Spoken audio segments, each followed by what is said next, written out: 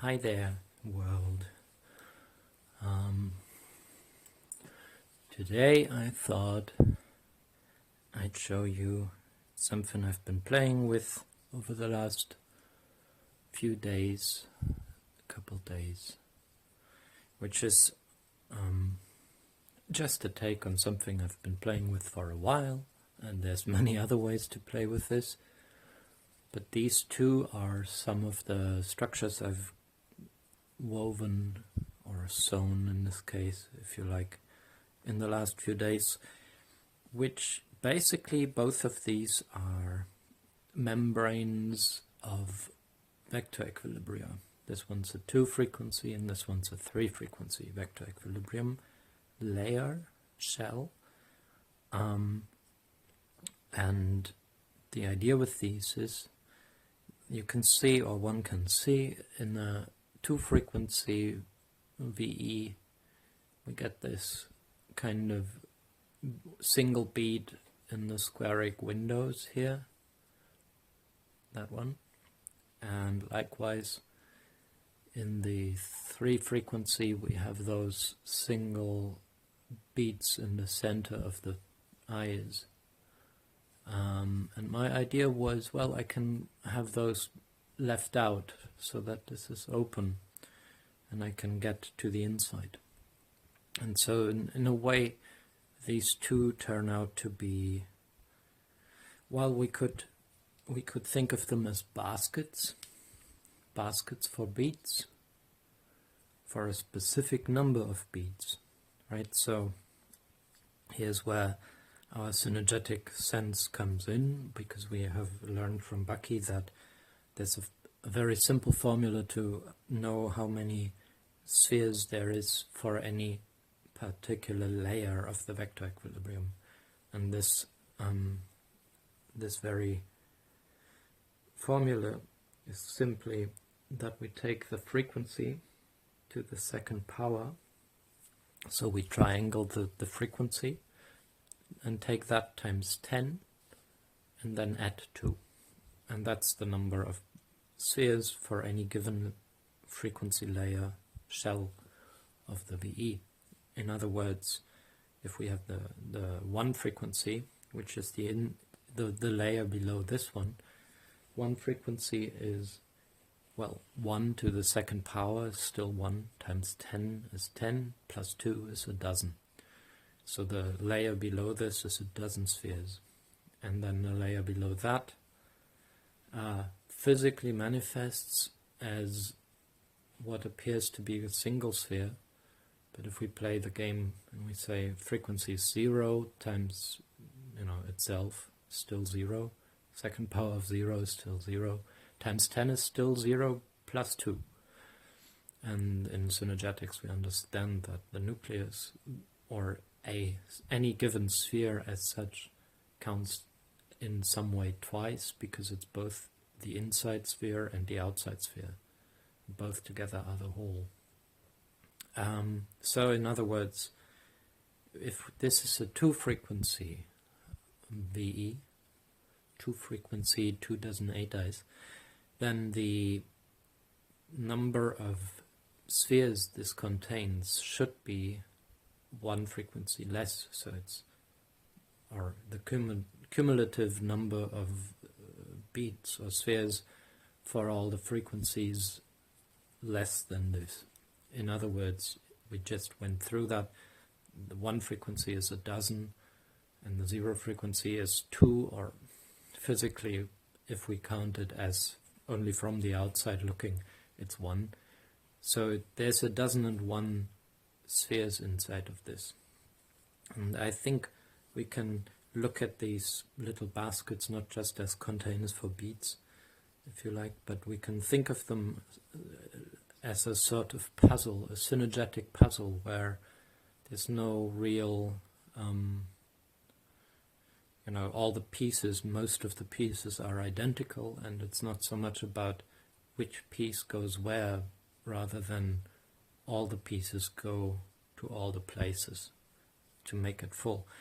In other words, one shouldn't have any remaining spheres outside once this is complete.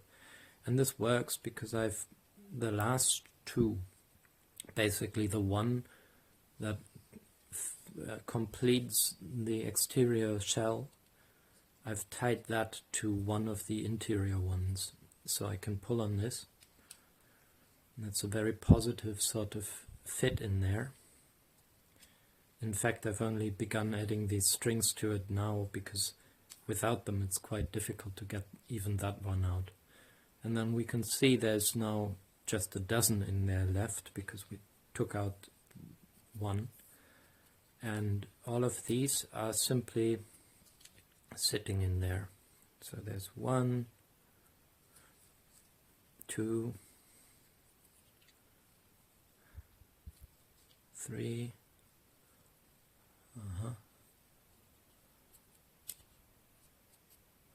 there's the nucleus, 4,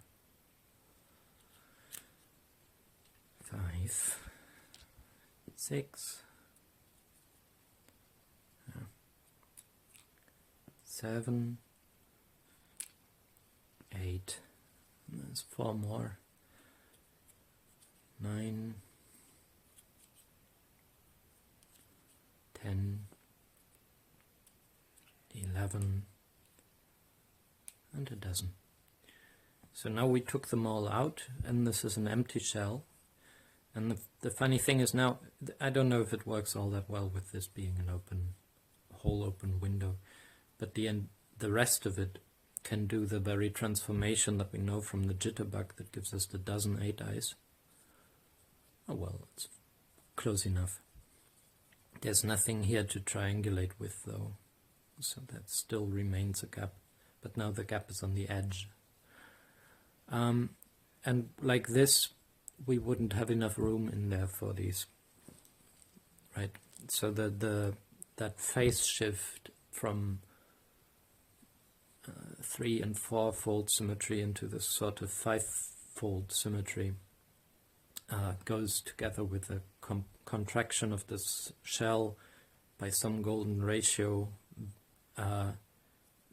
which does not leave enough room in there for any other whole shells.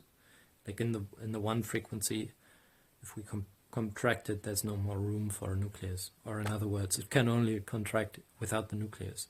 So this is of course now a shapeshifter because it lacks omnitriangulation, and it was quite stable when the beats were still in there. So let's just add them back in. 1, 2, 3, 4. I'm going with that symmetry now, with the precessional symmetry, because my opening is in that precessional. That seems reasonable. So the next layer should be 4 around 1. 1, 2, 3, all of them in the corners. 4, and there's room for 1 in the center of that. That's my nucleus. Oh. And then another 4. Although I'm only gonna add, let me take out one of the ones of the layer before, just to show that even though I've been doing this in the, it's too crowded.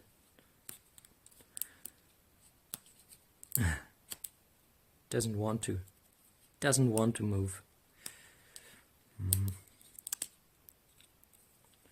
Oh, now I messed it up. That wasn't my intention. Okay, anyways, I'm gonna do it like this. So what I wanted just to demonstrate there was that we can also, even though we're open to the precessional orientation of this, there's no reason why we shouldn't be looking at the hexagonal, the triagonal, the structural layers in the structural perspective. So now we're looking along the equator of our interior shell of the VE, and we see the nucleus in the center surrounded by 6. Alright, anyways, distractions. Let's add the last three. So two of them are just like before, just single beads. And then again, for the last one of the interior, I've also added one for the exterior so that the shell, the outer shell is complete. And that's basically now full. It's completely stabilized because it's only triangulated between the layers, not moving, or moving as a whole, I guess. Yeah, and that's the 2-frequency version, and the same is true for the 3-frequency here. It's just a lot more beats in there because this one actually contains this whole. So we have the 1 for the nucleus, which is otherwise also 2. But let's go with 1. Then we have the 1-frequency, which is a dozen. The 2-frequency here is a curious number, very popular number, funnily enough, because it's 2 to the second power is 4 times 10 is 3 dozen 4, or really otherwise known as 40, plus 2. So this has 42, or 3 dozen 6 beads on the outside. So there's, for the 42 lovers in the world, there's perhaps the most relevant occursion of that number in the great scheme of things. It's the 2-frequency VE's shell. Alright, and all of those, if we add them together, that's 3 dozen 6 plus a dozen and 1 is 4 dozen 7. So this whole complex is 4 dozen 7 spheres, which is what this contains. And then the exterior shell on this one, the 3-frequency, is 3 to the second power is 9 times 10 is 90 plus 2. It's 92, which should be 7 dozen 8, I think. 7 dozen is 84. Yeah, 6, 2. I think it's 7 dozen 8. 7 dozen 8 spheres in that exterior shell, and we get these. Notice that in this wave frequency we don't have a central sphere in the squaric windows, but we get one in the triangles where we didn't have one on the layer below. Okay, and this is where I kept my lock in this one. Right, so this is plop, the same idea, my plug, and then we have all the beads in there, crowded and closest drawn. And I don't think I would get them out like this. Maybe, because I can push, right? I can squeeze and massage this shell, and if I'm lucky with that, I can get one of these beads to pop out, and then it comes out. Yeah, this is a lot in there, and it takes a while to get them all out. I may speed this up if I get to. Let me just get out a few, and then I'll speed up the videos so it doesn't take forever. That's a very nice symmetry now. There's just 3 in the corners, like in this layer below here. There's 1, 2, and 3. Those. Yeah. Not gonna lie, I really love the way this has me again understanding this whole thing a different way, because I've been looking more at the various layers in here. And one thing I want to do next is to actually weave, like maybe for this frequency, because it's nice to have the center there, weave those 1, 2, 3, 4, 5, 6, 7 layers of this, right? 1, 2, 3, 4, 5, 6, 7 trigonal layers, So we would have two that are 3-frequency triangles, and then two that are basically 4-frequency triangles, no, 5-frequency triangles minus the corners, and so forth, right? So there's layers of what they would call truncated triangles in there, which also are hexagons, right? And the center one, of course, is a regular hex. Yeah, that's another thing I want to do, basically, just to announce that. Now let me massage this a little. There's one. It's like softening a fruit or something, right? Getting all of that moving in there, and then have them all come out. It's funny that, you know, the hole is just enough for a sphere to pass through, but it's also just enough to not pass through. It's like almost like a threshold or something, where it takes a little more to get it out, right? They get stuck in there, even though that's only just by the slightest bit of, I don't know, whatever, interference, right? It's tiny. Oh, come on. But now you see that we can already begin to get a sense of that same transformation. Maybe this would be enough to, yeah, looks like it. However many I took out, maybe that's enough to have the rest fit in an icosa, if they call it, 3-frequency dozeneighteyes. That would be fun. Do we get them out or not? This is only getting them out, you know. Getting them in there also only goes one after the other, and then there's a lot of fidgeting and puzzling and trying. Actually, skewers are so helpful for this, because we can get in between here where there's a lot more room to navigate and move, and that allows us to get leverage on the inside, which is how I can actually get the spheres. Oh, that one was too far away. Hope to find that again. This is how to basically get them all in place as well, right? When I'm feeding them in, to really get them to fill all the voids, I do the same sort of thing as I'm doing here, just a little more refined movements to push them and nudge the spheres into their respective seats, their nests, their places. Oh, so many.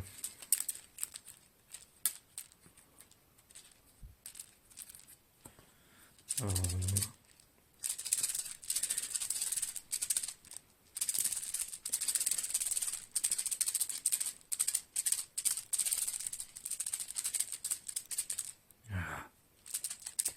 It's not coming out.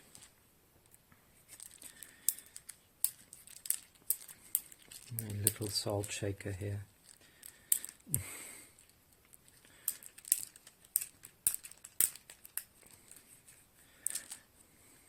You know, given how much fun these sorts of tensecrities are, and how versatile they are, and how strong, like resilient, right? They actually can last a while. It's very strange or very unfortunate to not have a lot more people play with these yet. I think everyone, this is so simple to do once you know how to, and that it is possible.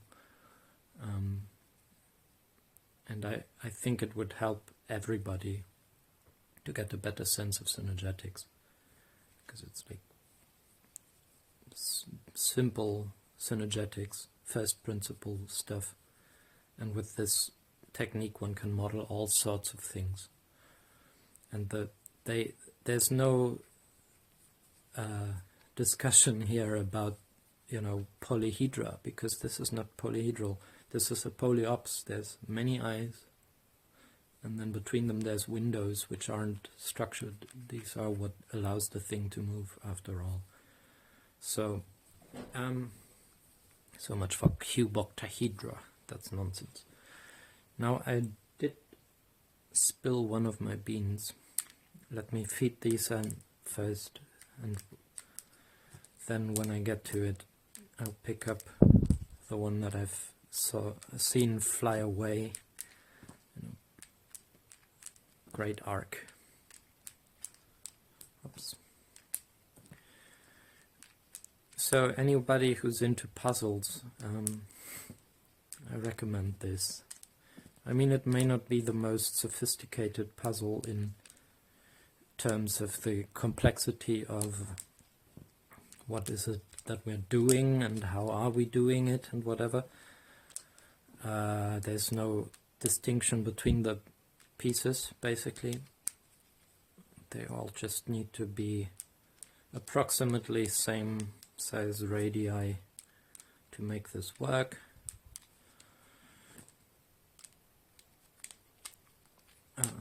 And then it's really getting them in there, and we're already getting to a place where this is becoming a little more stable.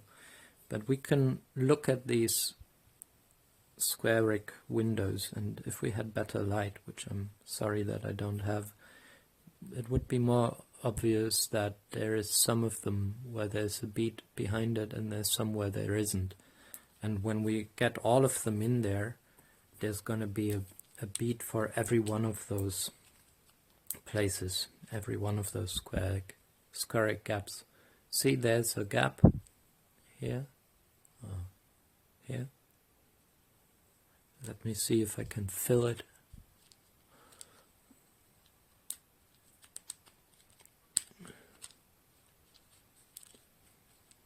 Maybe not. Maybe I shouldn't hold this in this direction, because what I'm moving in there may just fall the other way.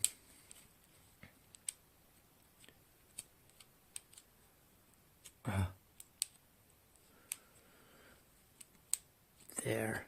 Now there's one. Yep. So that's what we need to do. Get those all those vacant nests seated. The vacancies. And this is interesting, you know.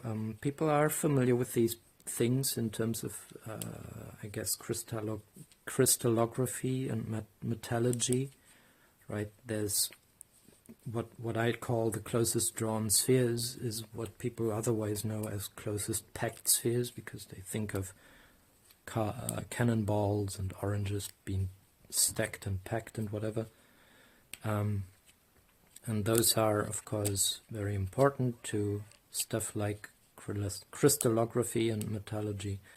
And for instance, all the differences in the different ways of creating iron or alloys or steel, you know, the way that different treatments of the iron can lead to various results in terms of the qualities of the material. That has a lot to do with what I'm doing here, right? So, for instance, if there's a very homogeneous crystal, that's what they would call these regular arrangements of members in that field. If there's a regular crystal with a lot of symmetry in it, it may be quite soft because it's relatively easy to shift an entire layer of atoms by some number of places within the pattern, and then break the It's very easy to break the symmetry pattern of the isotropic vector matrix and move into less isotropic versions of it, polarized versions of it. Yeah, but those are actually those defects that they are talking about. Like, this is a defect in the crystal right now. There's a gap there, and I want to have a bead in that place as well. So I'll try to just nudge one of the others in that place. There. Now there's a gap here. This is equivalent to what happens on crystals, right? There's a void, and then single crystals can move, or single atoms can move in that thing to fill in those voids. Now I'm to the place that I was fearing, where I'm missing one bead. Let me pick it up real quick. Hooray, lucky me. It flew away, but just within reach, just on the threshold of where I could get. Alright, so this is the last one before our plug. Let's get it into that nook.